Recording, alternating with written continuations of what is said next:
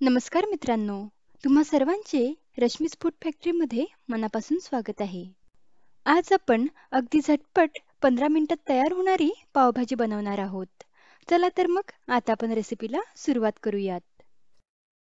सर्वप्रथम कुकरमध्ये 2 पड्या तेल आणि 1 चमचा बटर घालूयात. तेल आणि बटर गरम झाल्यावर त्यामध्ये 1 चमचा लसूण अद्रकची पेस्ट व 2 बारीक कापलेल्या हिरव्या मिरच्या टाकून लो फ्लेमवर मिक्स करूयात.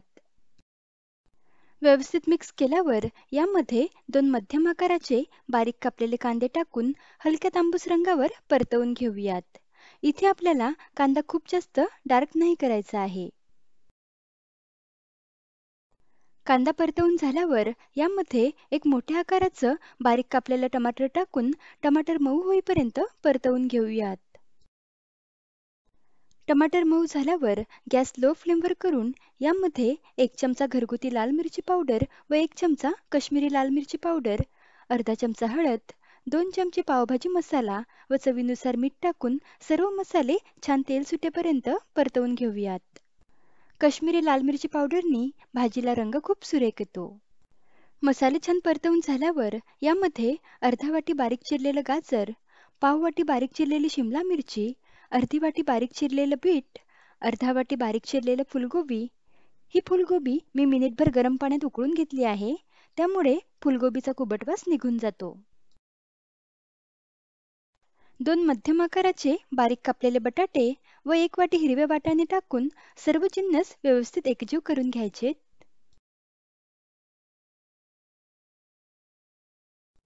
सर्व जिन्नस व्यवस्थित मिक्स झाल्यावर यामध्ये सव्वा ग्लास पाणी टाकायचं आणि मिक्स करून कुकरला झाकण लावायचं व कुकरला 3 ते 4 शिट्या काढून घ्यायच्यात.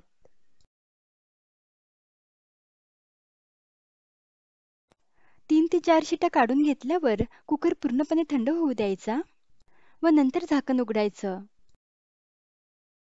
इथे बघा सर्व भाज्या मस्त शिजल्या आहेत. यामध्ये आता 2 चमचे लिंबाचा रस टाकायचा व मिक्स करायचं. आता स्मॅशरनी सर्व भाज्या स्मॅश करून घेऊयात.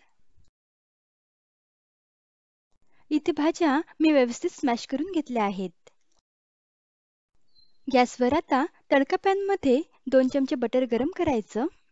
बटर गरम झाल्यावर गॅस बंद करायचा व त्यामध्ये 1 चमचा कस्तुरी मेथी हातावर चोळून घालायची व 1 चमचा लाल मिरची पावडर आणि 1 चमचा पावभाजी मसाला टाकून मिक्स करायचं व हा तडका भाजीवर ओतून भाजी मिक्स करायची. त्यानंतर यामध्ये बारीक चिरलेली कोथिंबीर टाकून भाजी व्यवस्थित मिक्स करून घ्यायची.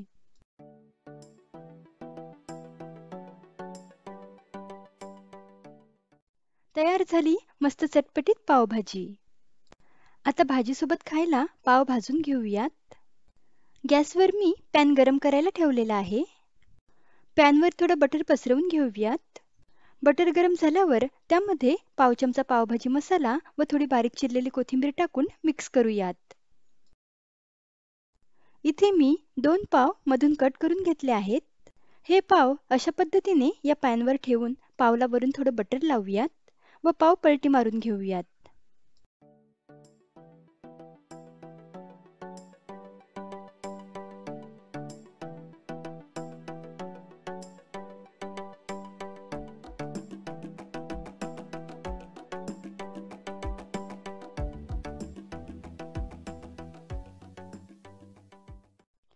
पाव सर्व बाजूंनी खरपूस भाजून झाल्यावर प्लेटमध्ये काढून घेऊयात आणि भाजी सर्व करूयात. भाजीवर थोडं बटर आणि बारीक चिरलेली कोथिंबीर टाकूयात. झटपट तयार झाली चटपटीत व चविष्ट अशी पावभाजी. तुम्ही सुद्धा माझ्या या पद्धतीने पावभाजी एकदा नक्की बनवा. रेसिपी आवडल्यास व्हिडिओला लाईक आणि चॅनलला सबस्क्राईब नक्की करा. लवकरच भेटूयात अशाच एका रुचकर रेसिपीसोबत. तोपर्यंत धन्यवाद.